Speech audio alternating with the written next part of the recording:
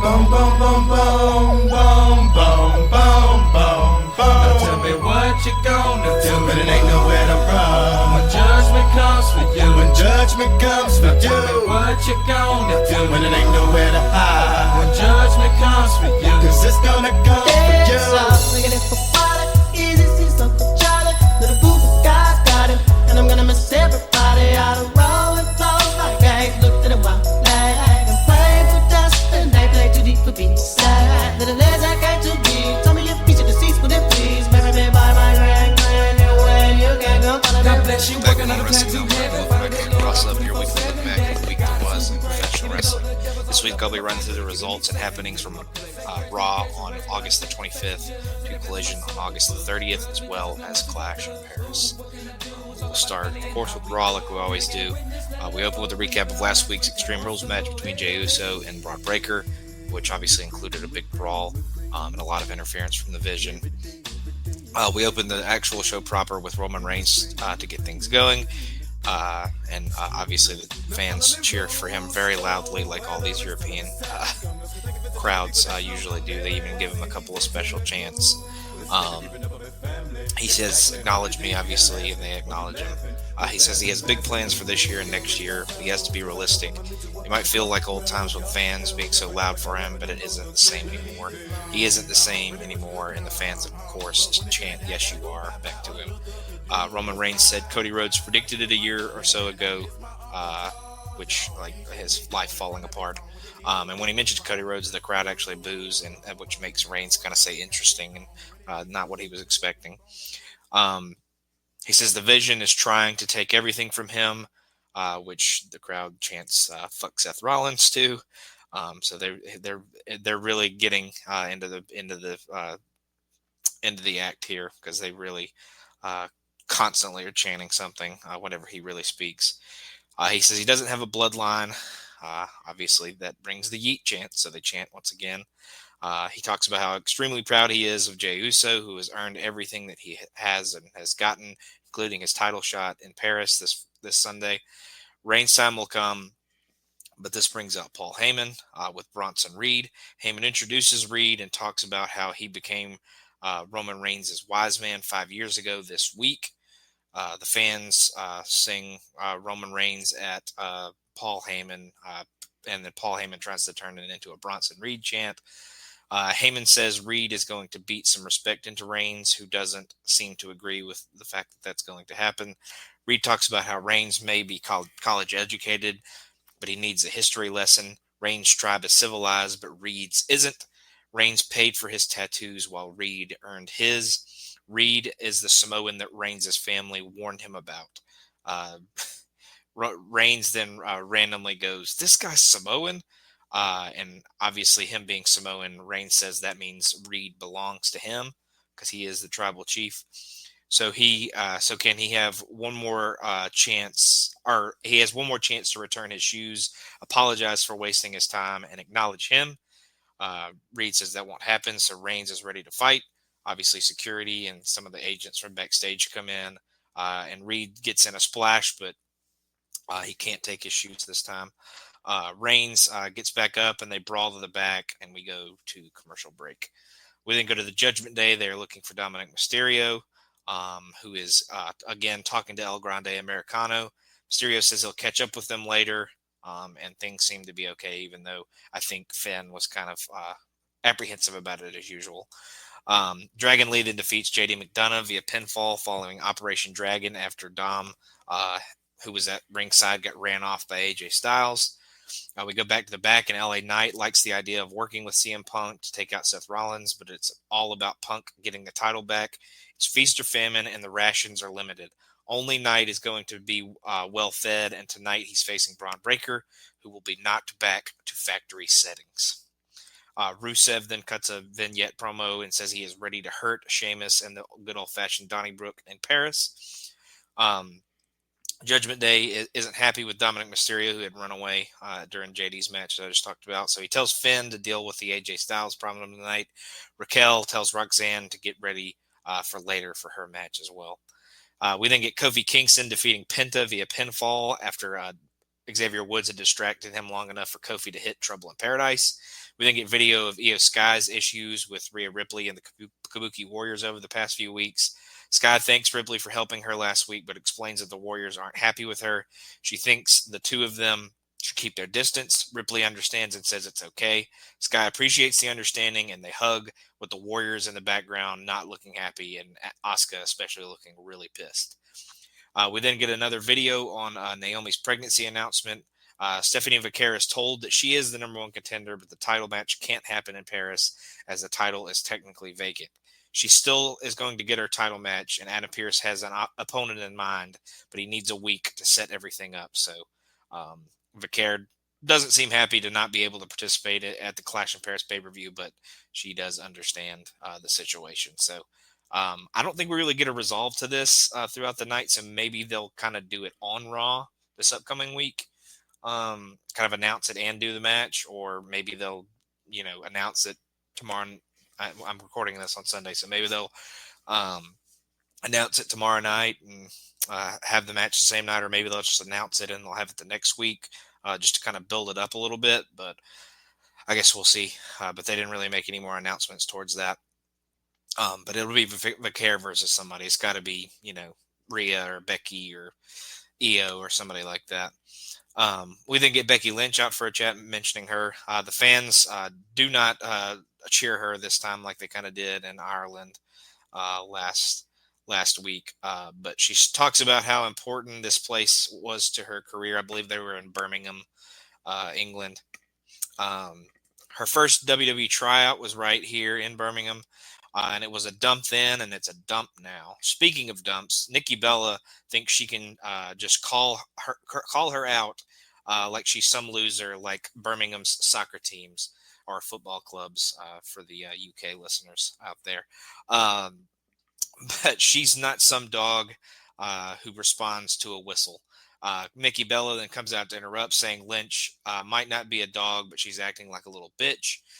Lynch says she isn't going to listen to Brokeneck Barbie, but Bella says she paved the way for people like her. Bella brings up that Lynch was Charlotte's sidekick, that seems to touch a nerve, as she says a lot of people say she's the greatest of all time. Nikki then calls Becky out for disrespecting the people, sending Becky into a rant about how the British have been oppressing the Irish for hundreds of years. Becky then doesn't like Nikki insulting her or suggesting that she has no testicles, and agrees to give her the title shot. It's going to be in Paris, though, because Lynch isn't wrestling in Birmingham. Nikki then says that no matter how great Becky is, the Bella name will always be more famous.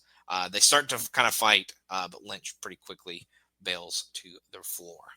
CM Punk then talks to LA Knight, calling him hungry. He's beyond hungry because he's obsessed with getting his title back. If he has to cripple all of them and use their blood to paint his masterpiece, so be it. We then get Sheamus. He talks about Rusev being a superstar, or the superstar, and his comeback was no one was asking for. But because Rusev has lost the passion for the business, things started to change, though, because Rusev has been acting like his old self recently. Now we're getting the old Rusev, and that's what Sheamus wants. But Sheamus is the one who brought it out of him, and it is going to kick his ass on Sunday. We then get Rhea Ripley defeating Roxanne Perez via pinfall following the Riptide. After the match, Perez and Rodriguez go after Rhea, and Io Sky, of course, comes out and makes the save, and Rhea seems to approve of this help. We then get Seth Rollins. He wants to see Bronson Reed crush Roman Reigns in Paris. As for tonight, Braun Breaker is making sure LA Knight doesn't make it to Paris. This is everything the Vision has dreamed of, and so much more. Io Sky then checks in on Rhea Ripley backstage, says she owed her for last week. Ripley is appreciative and leaves, and then the Kabuki Warriors come in and yell at Io. Kairi tries to calm down Asuka, and Sky pleads her case, but Asuka does not want to hear it. Asuka leaves, and Io asks Kairi to trust her, but Kairi just says sorry and walks away. We then get AJ Styles defeating Finn Balor via pinfall following the Styles Clash. We then go to the back where Jey Uso isn't sure who he should trust going into Clash in Paris. But Roman Reigns is there with him and doesn't get why he's so unsure after all these years. Reigns says Uso has helped enough people over the years, so it's time for him to smash everyone for himself. That's just Roman's perspective, though, and Jey has to go and do what he thinks is right. Bailey then has another vignette. She's still hearing voices in her head. Now she's getting annoyed by the both of them because there are two. The voice says, "We are successful because we believe in ourselves." Then another voice complains about how the first voice is an idiot and insecure, and the real Bailey tells them both to stop and gets annoyed and tells them to shut up. So one is supposed to be like hugger Bailey, and the other one's supposed to be like freshly turned heel Bailey from like right before the pandemic, or whenever she turned heel the first time. It was before the pandemic, because she was a heel through most of that era. But it's kind of supposed to be like at the beginning of her career, Bailey, to like she stopped being the hugger. So it's kind of combative personality. So we'll see where that continues to go as we kind of move forward. Lyra Valkyria then talks to Adam Pearce, saying she's worried about Bailey. Valkyria wants someone to check in on her, and Pearce says he'll handle it. Judgment Day then comes in with Dom wanting Pearce to deal with AJ Styles. Pearce begrudgingly agrees and gives Styles an Intercontinental title match with Dom next week on Raw. Finn Balor is rather pleased, and Dom calls Pearce Charles Xavier as kind of a joke and kind of a shot at how he's bald, obviously. Roman Reigns then jumps the Vision in the backstage, and security quickly breaks it up. LA Knight runs in to jump Braun Breaker, and they brawl into the arena where they have their match. And Braun Breaker actually defeats LA Knight via pinfall when Rollins distracts Knight long enough for Breaker to hit the super spear. After the match, the beatdown continues, and Jey Uso comes in to make the save. The Vision beats down Uso as well, and CM Punk comes in to make the save as well. That's enough to make the Vision bail. But Rollins and the rest of the Vision kind of stand in the aisleway, and CM Punk, LA Knight, and Jey Uso all kind of fight each other. And Rollins says they're basically doing what we want them to do for us. But Jey ends up super kicking both of them and standing tall in the show. Or I think he just super kicks Punk, and Punk had GTS night.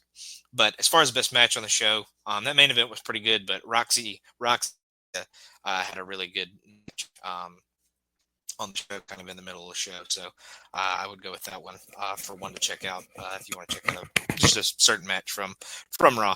But we'll go to NXT. We open with a recap from Heatwave. Ricky Saints comes out to start things. He says he will always put his money behind Javon Evans, but Obafemi stopped him at Heatwave. He has done quite a few things around here, but there's one thing he still wants. He wants the NXT title, which brings out Josh Briggs to say not so fast. Briggs wants the title shot first, so Saints says he's right here in front of him and is ready to fight. Ava then comes out and says we need a new number one contender, so the match is on for later tonight. We then get a video from after Heatwave where Blake Monroe had beaten Jordan Grace, and she told Ava that she wanted a women's title match. Kalani Jordan then comes in and says, not so fast, kind of like Josh Briggs did. So Ava made a match between them for Tuesday on the episode of NXT that I'm talking about right now. And Kalani Jordan actually defeats Blake Monroe via pinfall when she hits the one-of-a-kind moonsault after she got a little bit of help from Jordan Grace. So Jordan and Blake are going to continue to go after each other. I don't think they technically called that one a number one contendership because Lola won the number one contendership at Heatwave. So maybe Kalani will get a future shot kind of after that No Mercy match happens between Lola and JC. We then get video of Lexis King and Miles Bourne's kind of rivalry lately with King accusing Bourne of faking his disabilities, his deafness, obviously, and then blinding him with the mace and stuff like that. Lexis King then defeats Miles Bourne in a blindfold match when he obviously uses the heel tactic where he pokes the ref in the eye, which allows him to lift up his mask, low blow Miles, and hit the coronation for the win. We then get Ren Sinclair in the back. She is panicking over having to face the culling, and she doesn't have a partner. Charlie Dempsey has found a partner for him, and it's Kendall Gray. Sinclair is relieved, and Gray agrees to help Sinclair, but then slaps Charlie Dempsey for some reason. We then get the culling, which is Tatum Paxley and Izzy Dame defeating Ren Sinclair and Kendall Gray when Dame hits the sky high on Sinclair. We then get Ricky Saints defeating Josh Briggs via pinfall following a spinning springboard tornado DDT, which makes him the #1 contender for the NXT Championship. He will be getting that shot at No Mercy. We then get Lola Vice, Sol Ruka, and Zarya. They're all buddies tonight, and they are actually wearing matching shirts for their 6-woman tag later on tonight. Jada Parker comes in and congratulates Lola for her win, though Lola isn't convinced that she's being sincere. Lash Legend then comes in to argue with Parker, leaving Zarya and then they kind of leave. And then Zarya kind of has Lola in her arms and is doing like bicep curls with her, which was a pretty funny visual. After the commercial, Ricky Saints is still in the ring when Oba Femi comes out for a stare down. Saints believes that Femi is starting to feel the pressure of being champion and promises to take his title from him. Femi says he'll prove that Saints is average, but Dark State, of course, the new tag team champions, come out to attack them. But we actually get Hank and Tank coming out, and they are able to kind of hold them off from ever actually even doing much attacking at all. We then get a video explaining the Speed Championship, which has now become NXT exclusive, which obviously has a 3-minute time limit. The idea is you're supposed to be able to work matches very quickly and get the victories pretty quickly with some really big moves. They will have a tournament to crown the new #1 contender for the women's version next week. I don't know that they're going to do the men's version. I mean, I think they'll bring the men's version over too, but I think they're focusing on kind of bringing in the women's first. But they're going to do a tournament to see who will face Sol Ruka for that title. We then get Tyra May Steele defeating Alba Fire via pinfall with a roll-up after a failed distraction from Ethan Page. After the match, Chelsea Greens goes after Tyra May Steele, but Tavion Heights comes in for the save. Page is able to deck him with the North American Championship, and they cover him with the Canadian flag. We then get Hank and Tank to come into Ava's office and ask for another fight with Dark State, which they will get, but it's going to be in an 8-man tag with Oba Femi and Ricky Saints joining them in a team. So I think that'll happen next week. JC Jane then says she is mad about losing the TNA Knockouts title, and Fatal Influence argues over who should get to be in the Speed title tournament. So continued kind of fallout with Fatal Influence. I feel like they're headed for a big kaboom at some point. And they actually lose the main event where Lola Vice, Sol Ruka, and Zarya defeat Fatal Influence when Lola hits the spinning back fist on Fallon Henley for the win. Again, that last main event match was pretty good, but I would go with Ricky Saints versus Josh Briggs, the #1 contendership match, just because that had a little bit more stakes to it. But I would go with that for best match of the night. We will go on then to Dynamite. We open with FTR and Stokely Hathaway to get things going. They have a little bit of technical issues to start off with, but Harwood talks about how the illegal man pinned him at Forbidden Door. Harwood brings Paul Turner, the referee, in, who has been doing this for 27 years and whose wife is here tonight. He refuses to reverse the decision, so Stokely gets in his face. Adam Copeland then comes out, allowing Christian Cage to sneak up from behind and attack FTR. The Canadians appreciate the reaction, and they make the match official for All Out. Obviously, Cope and Christian Cage versus FTR, and it's in Toronto, so it's in Adam and Christian's hometown, or near their hometown, I should say, I guess. Darby Allin then comes in with his bad ear from the Lights Out cage match, wants to take everything from Jon Moxley. He talks about crying over the bodies on Mount Everest, and thinks about Moxley taking everything from him. At All Out, he's taking everything from Moxley. Moxley then defeats Daniel Garcia via pinfall with a surprise roll-up. After the match, Wheeler Yuta gets the mic and turns down Darby Allin's challenge for All Out. After the commercial break, Wheeler Yuta is still in the ring and talks about how he grew up around Philly, which is where they're at, and used to be on the ring crew at the 2300 arena, which they're in. He has broken bones in this building, and now look at what he has been doing. Will Ospreay, Chuck Taylor, Bryan Danielson are all gone. Yuta has taken Danielson's place. Hook then returns and lays out Wheeler and leaves without saying a damn thing. So Hook is back and seems to be targeting the Death Riders, and specifically Wheeler Yuta, it seems. We then get MJF in a kind of promo package. He rants about how he had the world title won, but Mark Briscoe cost him the title. The only mistake he made was not lighting Briscoe on fire last week, so he'll get his revenge later. Now he can't even use now he can't even use his contract at any time because of Tony Khan, because so he'll be coming for Hangman Page, but this time it is for his soul. We then get Chris Statlander and Harley Quinn defeating Megan Bayne and Penelope Ford when Stat gets Ford to tap to a Rings of Saturn type submission. After the match, Bayne jumps Statlander again, but gets knocked to the ropes as Willow Nightingale runs in. Harley Cameron tries to negotiate peace, and things seem to be at least decent between Willow and Stat at the end of the segment. We then get Renee Paquette. She is out in the ring with most of Mercedes Moné's titles on a table and brings Mercedes out. Renee recaps Mercedes' recent success, and Moné, of course, brags about being the greatest of all time. She's ready to smash Ultimo Dragon's record of 10 titles at once and is not happy with the idea that Alex Windsor made her tap. She was swatting a bug away, but maybe Windsor is upset that Mercedes was dancing all over Will Ospreay, which apparently they're together. I did not know that until this promo.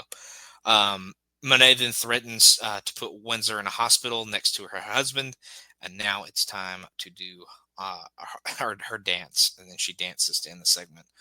We then get Mark Briscoe. He talks about this place being extremely important to the Briscoes' history, and presents what I'm assuming is his newborn child. And he is like itty bitty baby, like brand new, like has to have just been born.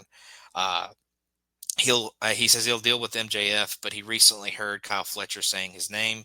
Briscoe has beaten him before and says he wants Fletcher and the TNT title. We then get Josh Alexander, Konosuke Takeshita, Chisero, and Kazuchika Okada defeating Jet Speed and Brodito when Alexander is able to avoid the ultimate weapon from Speedball and then rolls up Speedball Bailey to get the win. We then get Hangman Page out to the ring to cut a promo. He shouts out Will Ospreay, says everyone will miss him while he's gone. Page hopes that when Ospreay comes back, he can challenge for the world title. He then moves on to MJF, who now has to wait a week before he can cash in his contract, which is going to earn him an even bigger beating. Don Callis comes out and interrupts, talking about their history together. Page won his world title from one of Callis's men, but that man was a weakling. Callis says he has half the roster under contract, so it is a matter of time before before someone takes the world title from Page. The question is, which one will it be? So here is the rest of the rest of the family comes out. Hangman Page goes to fight with them, and a bunch of other good guys come out to help with the brawl. But Kenny Omega, who was the weakling that Callis was mentioning, makes a real save and ends up posing with Hangman. We then get Tony Storm mocking Athena for losing on Sunday, and says that her little love bum Mina Shirakawa is going to take the ROH title from Athena. She asks about Mina's hand earning her a slap, and Tony, of course, says, "By God, you're back." Shirakawa wants to win the title so the two of them can dance on top of the ECW arena.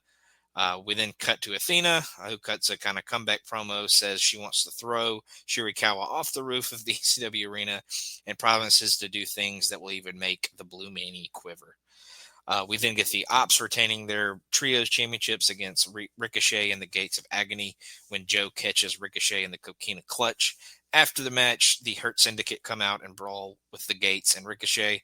And then we get our main event where Darby defeats Claudio via pinfall following the coffin drop. After the match, the Death Riders run in and go after Darby, who manages to send Moxley and Gabe Kidd together and escape the end of the show to end the show without getting much of a beatdown. That match was the best match for me on Dynamite. Thought it was a really good back and forth match. Kind of had some hardcore elements to it as well, and one I would definitely say was worth checking out. But we'll move from there to Impact. We open with Mike Santana and Steve Maclin defeating Trick Williams and AJ Francis when Santana avoids the trick shot and gets Trick with a surprise roll-up. After the match, Trick shoves Santana, who again kind of lays him out and beats him up. We then get Leon Slater and Cedric Alexander. They are ready to go after the tag titles against the Hardys tonight. We then get Eric Young defeating Myron Reed via pinfall, following a low blow while the ref was distracted, and then polishes him off with a pile driver. We then look back at Danny Luna snapping last week, and Luna talks about being done, coming in second, and it's time. It's time for this time to be different, and she's going to ascend towards the top of the division. We then get Ash by Elegant. She is very proud about winning the Knockouts Championship at NXT Heatwave and wants a massive celebration next week, live on Impact. We then get the Inspiration. They defeat Fatal Influence when they hit the Idolizer on Fallon Henley. So Fallon taking 2 losses in the same week.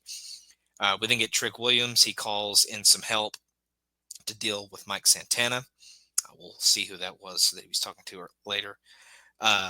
We then get Ryan Nemeth to come out to talk about his big brother and tell us that he will be back next week. Alicia Edwards then cuts him off with Eddie in tow. And Alicia says Eddie is here to shut Ryan up, which he does because Eddie beats Ryan via pinfall with the Boston Knee Party. We then get Indy Hartwell. She is upset with last week's attack and her getting kind of screwed out of the gauntlet match at the hands of Danny Luna. Santino pops in to say due to the attack, Hartwell is getting a number 1 contenders match with Jody Threat next week, but Luna comes in to say she should be in it as well, as she lasted almost the entire gauntlet match. Indy says that works for her, and the match is set as a triple threat match for next week. Eric Young tells us that the cleanse is coming, and we see that he is sitting in a chair above the prone body of Joe Hendry, who's kind of buried in a bunch of cables and stuff like that. So he's attacked Joe Hendry apparently and left him laying. We then get Tasha Steelz defeating Mara Sade via pinfall after Order 4 had provided a distraction and allowed Tasha to hit a cutter for the win. After the match, Order 4 goes after Sade with Agent Zero blasting her with a clothesline. The Hardys then run in for the save, even though it's kind of a little too late.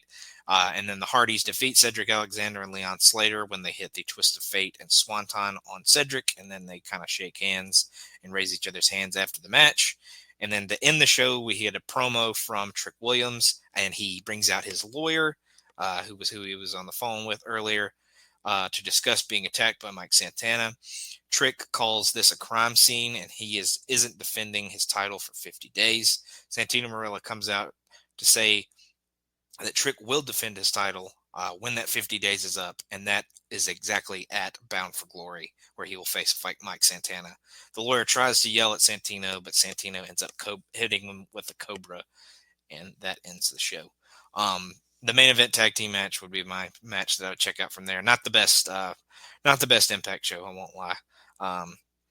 The women's match with Sade and Tasha Steelz were particularly rough. Didn't really make too much of an impressive debut for Mara. I think she was in a tag match previously, but not the best singles debut there. But we will go to SmackDown from there. We open with a recap of last week's Logan Paul and John Cena showdown continue to set up their match at Clash in Paris. Paul then knocked out Cena at the end of the show after Aldis had said he heard from Brock Lesnar, so we never really heard anything else about that. Logan Paul then arrives at the arena, walks from his car to the ring, After bringing up Cena calling him a parasite last week, Paul insists on sticking with English, even though he is in France. Paul lists off a bunch of stats about his money and how much he brings to the company. Says, "You're welcome, TKO." This place is becoming the WWE me, and Cena represents the past. Paul starts yelling at the fans in French and insults Cena as well in French, which brings out Cena. Cena gets right to the point. The fans are the ones who decide what kind of career Logan Paul has. While Cena likes the idea of Paul taking WWE to new heights, he doesn't think Paul is willing to put in the effort. Paul wants to talk about being a disruptor, but Cena was doing that 20 years ago. His brass knuckles even said word life, and he shook up all kinds of things like Paul claims that he does. He even wore jorts back in the day, so he was really a disruptor. Cena talks about how Logan Paul wasn't on the list of influencers, so he's here to save his own career. After they take turns speaking French, kind of back and forth, Cena says that Paul is just a gimmick and goes to the floor as he talks about respect. Cena says respect is saying something bad to a fan because you're having a bad day, but then seeing them later and saying you're sorry, which he does for the young fan that he kind of bitched out in Belgium earlier in the year. It was either Belgium or Germany. I think it was Belgium. But Logan Paul tells Cena to wrap this up, but Cena says that Logan Paul asked for this match, dickhead. And Cena says that wrestling is going to ruin Logan Paul instead of Logan Paul ruining wrestling. And that wraps up the segment. Street Profits and B-Fab are then ready to become number one contenders for the tag titles tonight, but Dallas comes in to interrupt. Dallas says that the Wyatt Six are a family, and when the Profits come for the titles, they'll find out if the two of them really are brothers. We then get Chelsea Green and Alba Fire. They're supposed to challenge Charlotte and Alexa Bliss for the tag team titles, but they actually jump Charlotte in the aisle before the match. So we take a break, and she's kind of taken to the back. So instead of getting a title match, Chelsea Green just gets a one-on-one match with Alexa, so they kind of screw themselves. But Alexa actually defeats Chelsea Green via pinfall with a roll-up after a series of pin attempts. After the match, Alba Fire and Chelsea Green jump Alexa until Charlotte is able to limp out and make the save, but the bad knee is taken out again, and Chelsea and Alba stand tall to end the segment. Sami Zayn feels confident about the main event and wants to become the U.S. champion, which is a title he's never won tonight in France. We then get an Aleister Black promo where he asked what Damian Priest thought would happen when he got involved in his business. Black plans to show Priest how misguided he really is, and he'll be the one kneeling on Priest's chest saying that he warned him. We then get a kind of a rebuttal from Damian Priest where he says he knows Aleister Black wants to be just like him, but he just isn't. He's going to teach Aleister Black to run run from someone like him and he will enjoy the beating that Aleister Black is going to receive from him. And then he actually even throws it back to commentary. He says back to Michael and Wade, and they kind of goof on Kathy Kelly after that. We then get Michin defeating Kiana James via pinfall in about 7 seconds when Kiana James tries to use her loaded briefcase to knock her out, but actually gets rolled up off of that. And then after the match, Julia jumps Michin and ends up kind of curb stomping her into the steel steps. So kind of takes her out a good bit there. We then get Drew McIntyre out to cut a promo. McIntyre goes around ringside to ask for an update on Cody Rhodes, thinking Michael Cole would know because he's always kissing Cody's ass. With no update available, McIntyre tells Randy Orton to get out here so the fans can sing his song. Randy comes out, and they obviously do sing his song like McIntyre said they would. McIntyre isn't sure why Orton attacked him last week, but hopefully it wasn't out of loyalty for Cody. The reality is that Cody doesn't have real friends, and he's always out for himself. Cody probably checked on Orton during the 2-year recovery from his back surgery because he was gathering intel on how he could take him out if he ever came back for him. Randy then says he'll give that some thought, but he dropped Drew last week, and he doesn't think much of Drew. and kind of gets in his face. This earns Orton a Glasgow kiss, which is Drew's headbutt, and they kind of battle from there. Orton kind of fights him off, hits the hanging DDT. Security kind of comes out to try to save him, so Orton gives both security guards RKO, and even gives one to old Shane Helms, Gregory Helms, Hurricane Helms, what do you want to call him? So he takes all three of them out with RKOs. Then he lines up the punt on Drew McIntyre, but Drew scurries away before Orton can execute it. We then get Carmelo Hayes and The Miz. They still aren't exactly on the same page, but Miz gives him a pep talk. But Dallas then comes in to say there is a difference between perception and reality, asking if Hayes can handle that. Hayes tells him to not write a reality check his mouth can't cash. Carmelo standing up for The Miz, even though he doesn't always see eye to eye with The Miz. So they will be facing the Street Profits for a number one contendership for the tag titles in just a little bit. Nick Aldis then yells at Randy Orton, who gives Aldis a bottle of whiskey. R-Truth then comes in, mistakes Aldis for someone else, and then just leaves promptly out of nowhere. So just a really random segment. The Street Profits then defeat Melo Don't Miz when they hit the Revelation on Carmelo. This makes them the number one contenders for the tag titles at Clash in Paris. We then get Jade Cargill surprising Tiffany Stratton in the back and reveals that she is Stratton's next number one contender. Cargill promises to show that they were never on the same level when they face each other next time. Solo Sikoa then cuts a little promo saying he's ready to take out Sami Zayn at tonight's main event and retain his championship, which he doesn't do because Sami Zayn defeats Solo Sikoa via pinfall following a pair of haluva kicks to become the new United States champion. Sami Zayn then celebrates to end the show with the France crowd cheering and singing along with him. And that was the best match of the show, I thought. The tag match was good as well, but Sammy's moment and becoming the new United States champion was a really cool moment, and the match was pretty solid as well. We'll then go to Collision. We start with Daniel Garcia defeating Blake Christian via pinfall following a pile driver. After the match, Garcia won't say what Moxley said to him the other night. Instead, challenges Moxley for next week, and Wheeler Yuta comes out to say that the challenge has been accepted. So we will get Danny Garcia versus Jon Moxley once again. The conglomeration is then ready tonight, but Roddy Strong is not happy that Kyle O'Reilly is teaming with someone other than him. He's teaming with Tomohiro Ishii. The Don Callis family of Kyle Fletcher and Josh Alexander then defeat the conglomeration of Ishii and O'Reilly when Alexander hits an absolutely gross straitjacket pile driver on Ishii. Really spiked him. It was pretty gross looking. And then after the match, Roddy Strong comes out to check on Kyle, but doesn't really seem to want to check on Ishii. We then get Jamie Hayter and Tekla. They are brawling in the back, with Hayter getting the better of it until security is able to break it up. Tekla then climbs onto like this balcony and dives on to Hayter and takes her down to kind of end the segment.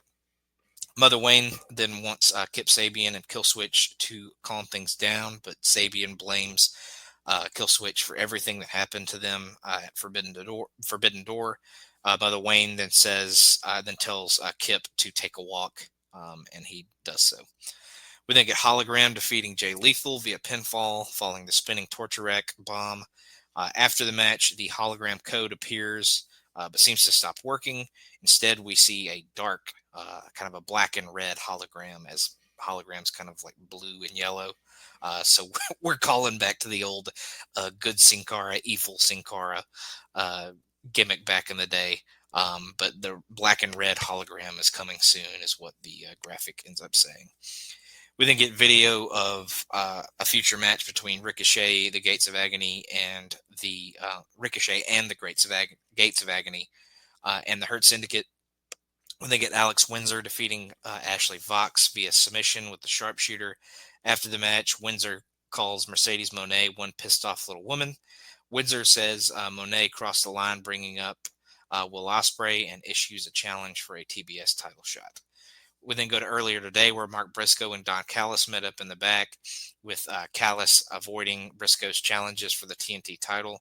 Instead, Callis says if he beats a member of his family, he can get a shot, which works for Briscoe, obviously. We then get FTR defeating JD Drake and Adam Priest when Harwood makes Priest tap to the Border City stretch. After the match, Cash says that this isn't about Adam Copeland, but rather that FTR should have the tag titles back. They're ending this in Toronto. Harwood then says that this should be a dream match, but the fans almost or just completely yell at him and kind of put him down after he says that. He says this is going to be a charity exhibition for two guys who made their names off of 3 letters TLC 25 years ago. They're facing 2 men who made their names off of 3 letters FTR. So don't make them destroy Copeland and Cage. So basically telling the fans to get off their case or they will destroy their heroes. We then get the Don Callis family cutting a promo, and they are ready for the big all-star 8-man tag that will happen on Dynamite next week. We then get Big Bill defeating Juice Robinson via pinfall following a Boss Man Slam. Skyflight then says they want to keep winning, and Darius Martin wants gold, and he mentions maybe going after the ROH 6-man tag team titles. We then get Gabe Kidd. He is ready to hurt Darby Allin, so they're going to have a match coming up as well on Dynamite, or sometime soon. I think it's on Dynamite next week. We then get our main event where Toni Storm, Mina Shirakawa, Queen Aminata defeat Billy Starks, Sky Blue, and Julia Hart when Mina hits the glamorous driver on Starks. Post-match, Tekla runs in to jump Mina, and obviously the heels lay in a big beatdown. They lay out Toni Storm at first, and then they continue beating down and lay out Mina and Aminata and the Triangle of Madness and Billy Starks post in the show. That match was really good. The FTR match was good as well, but I would go with the 6-woman tag main event there to be match of the night for Collision for me. And then we'll go to Clash in Paris to wrap things up. We open with Roman Reigns defeating Bronson Reed via pinfall following a spear. After the match, Reigns goes to get his gets the Shula follow back, and Heyman realizes he is in big trouble. Heyman tries to acknowledge his tribal chief, but gets guillotined for his efforts. Reigns signs the shoes and throws them into the crowd to kind of, be nice and give a kind of a cool giveaway that someone can say that they got at this show. As he's doing that, though, Braun Breaker pops in and spears him through the announce table. Like Braun kind of appears from the crowd, and then he runs across the other announce table and spears him through Michael Cole and Wade Barrett's, which was really, really cool, honestly. Reigns is then slowly taken out, allowing Breaker to run down the aisle and spear him again. That's enough for Reigns to be put on a stretcher, and his arms are kind of strapped down, and that allows Bronson Reed to kind of hit a tsunami where he can't even defend himself. Jey Uso then comes in to try and save, but Breaker spears him down, and Reed hits another tsunami, and he actually did that even though security and kind of agents were kind of standing in the front of him. So I think he ends up hitting 2 or 3 tsunamis on Reigns. So unfortunately, this is kind of Reigns' way of doing now. He kind of comes in, does a match, and then goes out for a while. So I think he's probably going to be out till at least Survivor Series, I would say. I think he's probably going to be involved in War Games. I think we'll probably get the Vision and maybe a couple other heels versus maybe Roman, Punk, LA Knight, Jey Uso, and maybe one other kind of face to go up against the Vision. So we'll see. We may even get some women in there based on what happens later in the show.